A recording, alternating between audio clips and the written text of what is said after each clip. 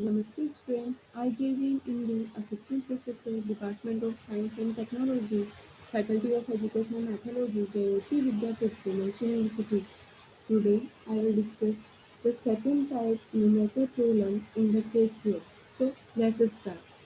Student second type numerical problem में electrical circuit हमें given होगा, उसके अंदर voltage sources, resistances and current source किसी भी ब्रांच में अवेलेबल रहेगा. So let's take an example to understand this. So what the question says, using nodal analysis, find the current in 4 ohm branch. हमें nodal analysis का use करके इस 4 ohm branch के अंदर करंट फाइंड आउट करना है. अब हमें पता है नोडल एनालिसिस का यूज हम लोग केसीएल के अंदर करते हैं. तो सॉल्यूशन के अंदर सबसे पहले अकॉर्डिंग टू केसीएल क्या होता है, summation of I equals to 0. So according to Kirchhoff's current law, किसी भी इलेक्ट्रिकल सर्किट के अंदर किसी भी जंक्शन पर, किसी भी नोड पर, किसी भी पॉइंट पर जितना इनकमिंग करंट होगा उतना ही आउटगोइंग करंट होगा. और अगर हम उनका एल्जेब्राइक सम करते हैं इनकमिंग करंट और आउटगोइंग करंट का, तो किसके इक्वल आता है, 0 के आता है. तो according to KCL summation of I equals to 0. अब ये जो इलेक्ट्रिकल सर्किट हमें गिवन है ये टाइप 2 का है कि नहीं है. देखिए इस पे वोल्टेज सोर्सेज भी अवेलेबल है, रेजिस्टेंसेज भी अवेलेबल है एंड करंट सोर्स भी अवेलेबल है. इट मीन्स ये टाइप 2 न्यूमेरिकल है केसीएल के अंदर. तो केसीएल के अंदर न्यूमेरिकल प्रॉब्लम सोल्व करने के लिए using nodal analysis method we have to step. First of all, in the first step, we have to identify the principal node or junction present in the network. सबसे पहले first step के अंदर हमें क्या करना पड़ता है, जो गिवन नेटवर्क है, इलेक्ट्रिकल सर्किट है, उसके अंदर कितने नंबर ऑफ जंक्शंस हैं, कितने नंबर ऑफ प्रिंसिपल नोड्स हैं, वो हमें आइडेंटिफाई करना है. तो स्टूडेंट्स देखिए ये जो पॉइंट है, इज इट नोड.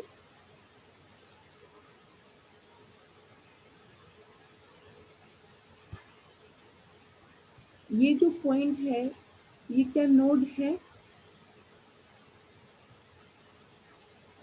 बिल्कुल नोड है. बट क्या ये प्रिंसिपल नोड है,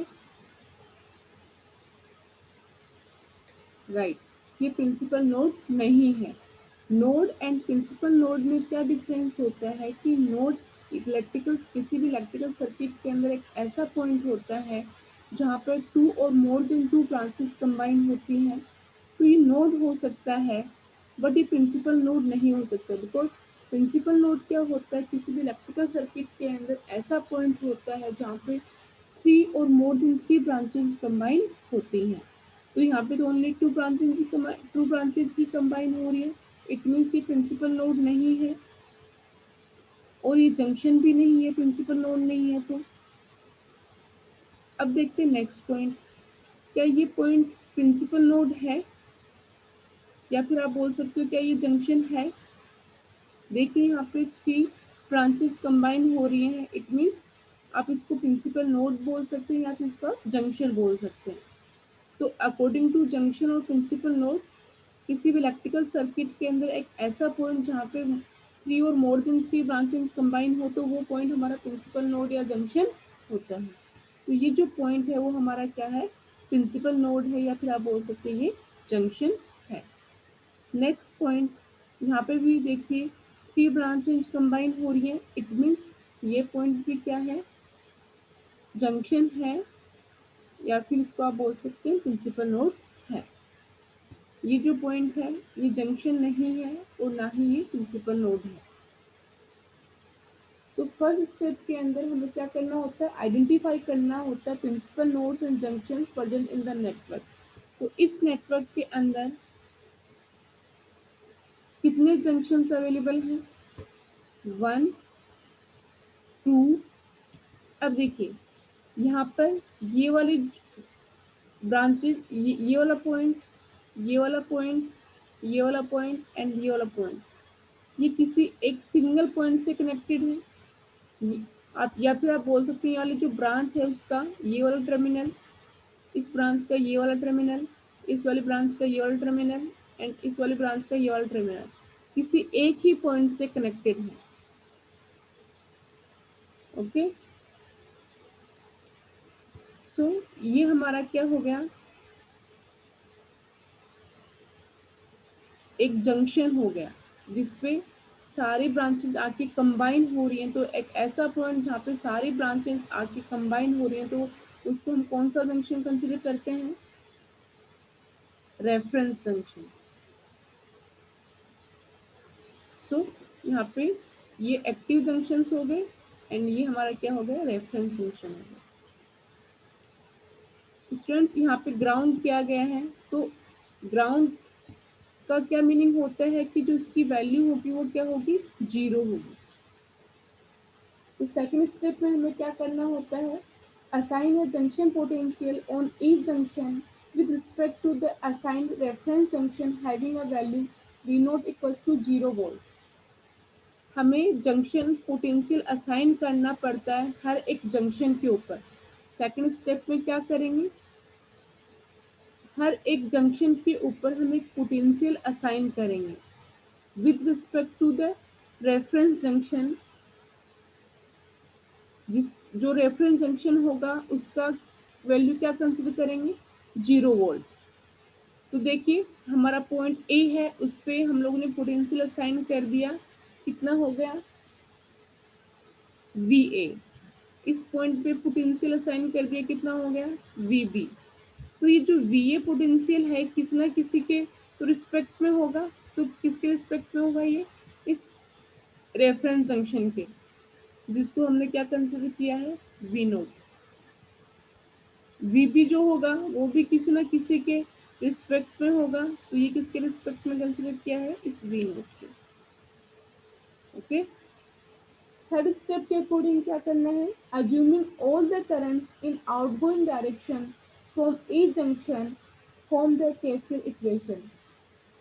थर्ड इक्वेशन के अंदर हमें क्या करना है, हर एक जंक्शन से जो करंट है उसको हमें आउटगोइंग डायरेक्शन के अंदर अज्यूम करना है।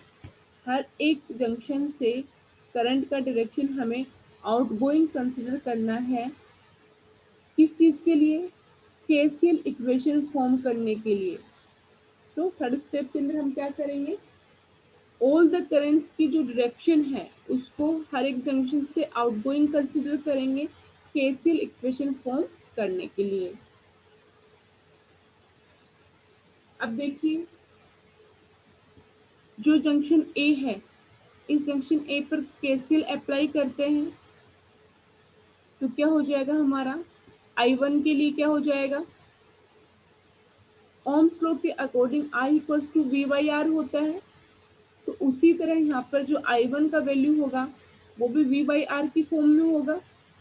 तो जब हम लोग जंक्शन ए पे केसीएल अप्लाई करते हैं तो इसके आप देखिए इस जंक्शन ए से कितनी करंट्स निकल रही हैं, उसको हम लोग ने नेम दे दिया I1, I2, I3। Junction B से कितनी करंट्स निकल रही हैं, आउटगोइंग डायरेक्शन में 3 करंट्स निकल रही हैं, I4, I5, I6। तो अब जब जंक्शन ए पर केसीएल अप्लाई करेंगे तो I1 के लिए क्या हो जाएगा, जो I1 है वो VA से ओरिजिनेट हो रही है ना, तो VA को हम लोग क्या लेंगे, हायर पोटेंशियल लेंगे। एंड कहाँ पे एंड हो रही है ये जो ग्राउंड क्या है यहाँ पे आप कंसिडर कर लीजिए क्या है, वी नोट है। तो ये कहाँ पे एंड होगी, वी नोट पर। तो क्या लिखेंगे इसके लिए, V A minus V naught. यहाँ पे जब I1 फ्लो करेगी इस डायरेक्शन में तो ये higher potential to lower potential जा रही है 20 वोल्ट वोल्टेज सोर्स के, तो क्या आ जाएगा -20 अपॉन रेजिस्टेंस का कितना वैल्यू है 3, यहाँ पे कितना आ गया 3। नेक्स्ट I2 के लिए क्या हो जाएगा, I2 कहाँ से ओरिजिनेट हो रही है, VA से।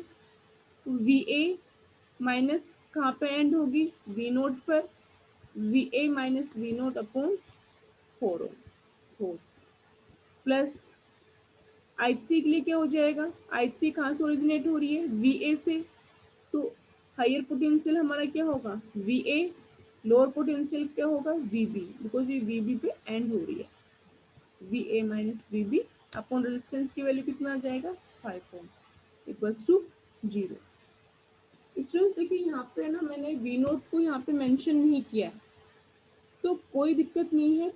अपन क्या है, जैसे लास्ट वाले क्वेश्चन के अंदर तो क्या कर रहे थे कि ये जो नीचे ये जो सेकंड टर्मिनल थे इन सारे ब्रांचेस के, उसको हम लोग क्या कर रहे थे, एक पॉइंट V0 कंसिडर करके उस पर सबको एक पॉइंट पर ही हम लोग क्या कर रहे थे, इनको मिला रहे थे।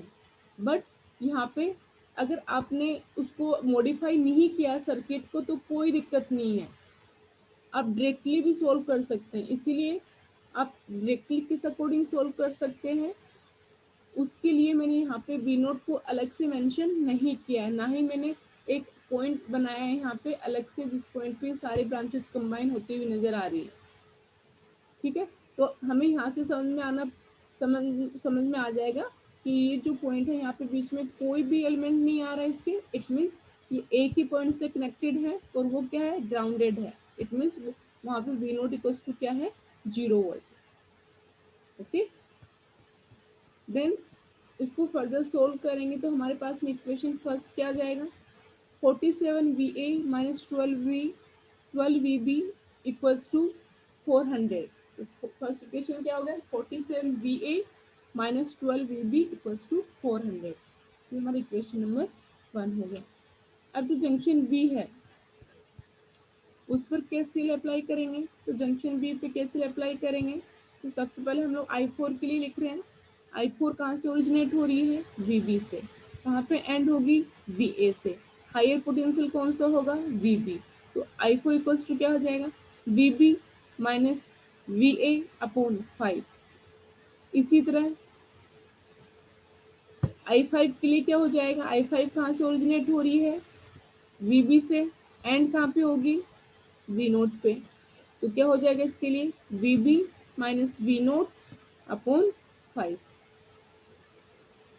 तो देखिए स्टूडेंट्स, यहाँ पे जब जंक्शन बी पे हम लोगों ने केसीएल अप्लाई किया तो I4 क्या होगा, VB minus VA upon 5 plus I5 कितना होगा, VB माइनस V0 अपॉन 5। अब देखिए I6 कितना होगा, I6 तो आप देख सकते हैं इस वाले ब्रांच के अंदर एक करंट सोर्स अवेलेबल है ना, 1 एम्पियर का। और इस करंट सोर्स का डायरेक्शन भी वही है जो I6 करंट का डायरेक्शन है। इट मीन्स जो I6 है उसका वैल्यू 1 एम्पियर ही होगा। हमें पता है कि जिस ब्रांच के अंदर अगर करंट सोर्स अवेलेबल होता है तो उस ब्रांच में अगर कोई करंट हम लोग कंसिडर करते हैं तो अगर उस करंट का डायरेक्शन वही है तो उसका वैल्यू क्या आएगा, प्लस के अंदर आएगा। अगर किसी ब्रांच के अंदर करंट सोर्स अवेलेबल है और उसमें जो हमने करंट का डायरेक्शन अज्यूम किया है वो अपोजिट है तो उसके अंदर करंट का वैल्यू नेगेटिव आएगा। बट दोनों में जो मैग्नीट्यूड होगा वो सेम होगा। तो I6 की वैल्यू कितनी हो जाएगी, +1 एम्पियर हो जाएगी ना। तो यहाँ पे I6 कितना हो जाएगा, +1 इक्वल्स टू 0। तो देखिए जब हमारा करंट सोर्स अवेलेबल रहेगा किसी भी ब्रांच के अंदर तो उस ब्रांच के अंदर हमें कैलकुलेशन करने में कैलकुलेशन करना थोड़ा इजी हो जाएगा। बिकॉज डायरेक्टली हम क्या लिख देंगे, उस ब्रांच के अंदर जो करंट हम लोग ने कंसिडर किए हैं उसको उस करंट सोर्स के डायरेक्शन के अकॉर्डिंग लिख देंगे। मैग्नीट्यूड तो वही होगा जो उस करंट सोर्स का गिवन है। तो यहाँ पे जो I6 है उसका डायरेक्शन I6 भी देखिए इस डायरेक्शन में आ रहा है और I जो 1 एम्पियर का करंट सोर्स है वो भी इस डायरेक्शन में आ रहा है। इट मीन्स दोनों का डायरेक्शन सेम है। तो I6 इक्वल्स टू कितना हो गया, 1 एम्पियर। VB पे जब हम लोगों ने बी जंक्शन के ऊपर जब हम लोगों ने केसीएल अप्लाई किया तो हमारे पास में क्या इक्वेशन आ गया, VB minus VA upon 5 plus VB minus V naught upon 5 plus 1 equals to 0। इसको फर्दर सोल्व करेंगे तो हमारे पास में क्या आ जाएगा, minus VA plus 2VB equals to minus 5। तो ये हमारा क्या होगा, इक्वेशन नंबर 2। अब हमने क्या किया है, इक्वेशन नंबर 2 को 6 से मल्टीप्लाई कर दिया, देन क्या होगा, माइनस VA को 6 से मल्टीप्लाई करेंगे तो माइनस 6VA प्लस 2VB को 6 से मल्टीप्लाई करेंगे तो 12VB इक्वल्स टू माइनस 5 को 6 से मल्टीप्लाई करेंगे तो माइनस 30। ये हमारा इक्वेशन नंबर 3 हो गया। अब देखिए इक्वेशन नंबर 1 क्या है, इक्वेशन नंबर 1 है 47VA minus 12VB equals to 400। Equation number 3 क्या है, minus 6VB plus 12VB equals to minus 30। तो देखिए इसमें VB का जो कोफिशिएंट है वो सेम है, बस साइन दोनों का डिफरेंस है इक्वेशन नंबर 1 और इक्वेशन नंबर 3 के अंदर। तो हम लोग क्या करेंगे, equation number 1 and equation number 3 को क्या कर देंगे, ऐड कर देंगे। तो क्या आ जाएगा हमारे पास में, सबसे पहले हम लोगों ने इक्वेशन नंबर 1 लिख लिया 47VA minus 12VB equals to 400। Equation number 3 क्या है, minus 6VA plus 12VB equals to minus 30।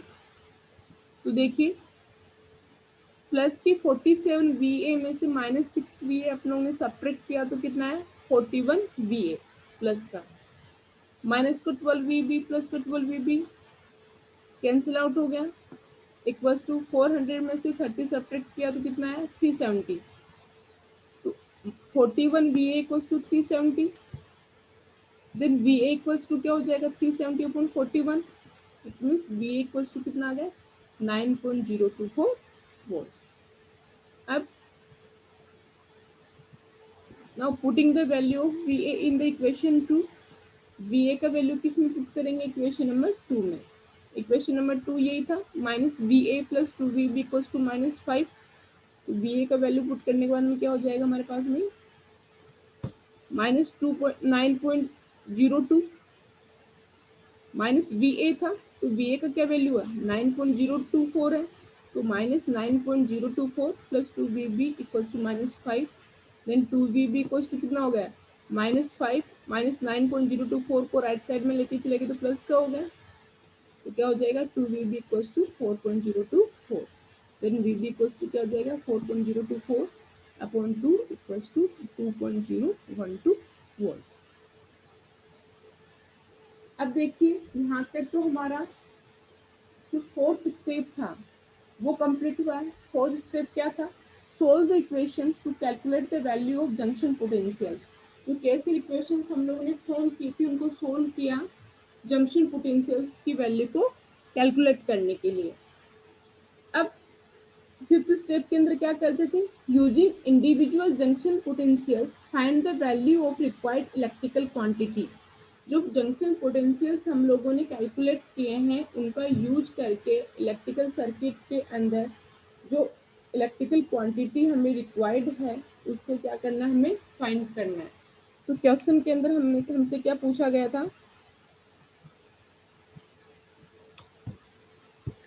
Find the current in 4 ohm branch.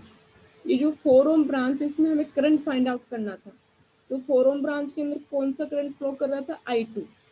तो जो हमारा 4 ओम ब्रांच के अंदर जो करंट होगा, सपोज हमने कंसिडर कर लिया I4 ओम, वो किसके इक्वल होगा, इस I2 के इक्वल ही होगा ना।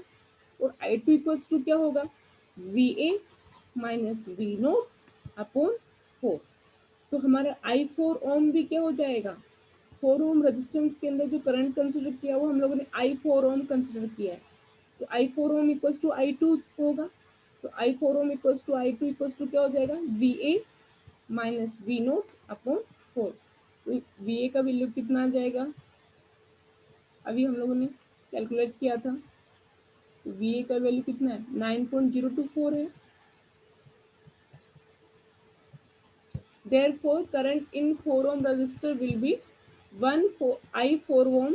I4 ohm equals to VA minus V naught upon 4 equals to 9.024 minus 0। V naught का कितना वैल्यू है 0। अपॉन 4, तो कितना आ गया हमारे पास में 2.256 एम्पियर। तो हमारा 4 ओम रेजिस्टेंस है, उसके अंदर करंट का वैल्यू कितना आ गया 2.256 ampere. So I hope you are satisfied with my today's digital session. If you have any query, please mention in the comment section and I will resolve it on the live session. Thank you.